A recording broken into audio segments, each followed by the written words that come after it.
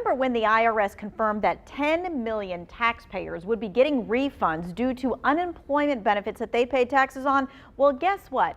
Those refunds, yeah, they are being sent out. Let's take a look, because I have a few folks that I know who woke up with a payment from the IRS.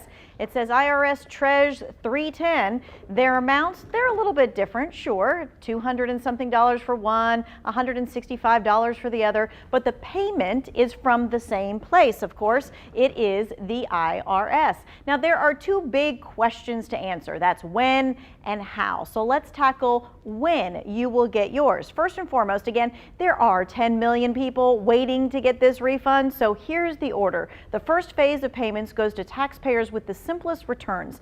Single taxpayers, no child credit or refundable tax credits. Okay. The next phase, it'll be more complex tax returns. These include couples filing married as jointly, and so on. The phases will continue through the entire summer. Now, how will you get your refund? Well, if the IRS has your direct deposit information, you're going to get it that way. If valid bank info isn't available, the refund will be mailed as a paper check to the address on record. Now, if you're wondering, hey, if you're going to get this refund, or why are folks getting this refund, let's take you down memory lane here. The American Rescue Plan allowed taxpayers to exclude up to $10,200 of unemployment benefits from their adjusted gross income. Because of that, you didn't have to pay taxes on that income, but the legislation took effect after many people filed their tax returns and paid that tax, which is why the IRS is now having to give those refunds.